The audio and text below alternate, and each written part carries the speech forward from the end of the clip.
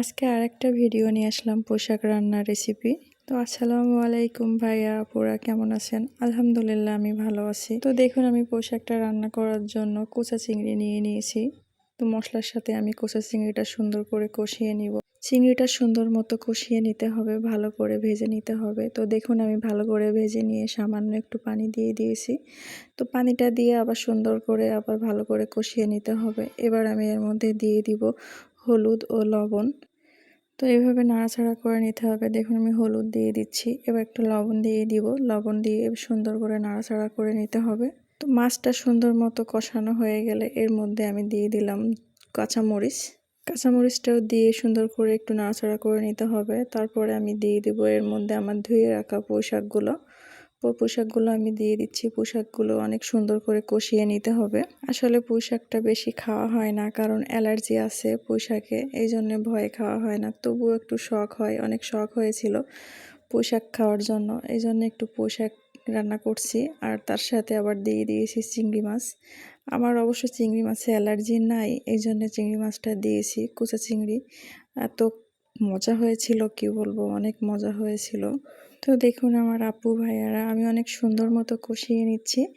এমন সুন্দর করে কষিয়ে নিতে হবে, কষিয়ে নিলে কি হবে, তরকারিটা অনেক মজা হবে। তো আমি সামান্য একটু পানি দিয়ে দিয়েছিলাম, পানি দিয়ে আমি একটু কষিয়ে নিচ্ছি। দেখুন, নাড়াচাড়া করে নিচ্ছি। আমার আপু ভাইয়ারা, এই ভিডিওটা যদি আপনারা দেখেন, প্লিজ আমাকে একটু সাপোর্ট করবেন, ভালোবাসা দিবেন। আসলে আমি ফেসবুকে নতুন, অত ভালো কিছু বুঝি না, অত ভালো ভয়েস দিতেও পারি না। ভুল হয়ে থাকলে আমাকে আপনারা ক্ষমা করে দিবেন প্লিজ।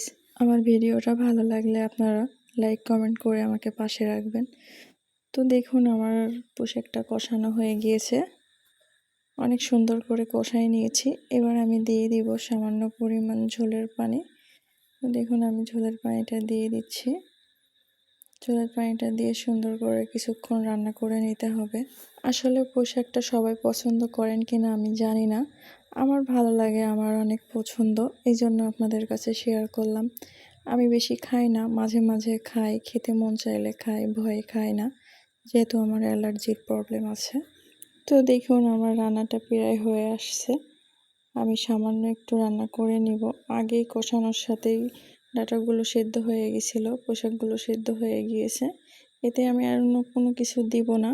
আমি এবার ঝোলটা কমিয়ে নামিয়ে ফেলবো।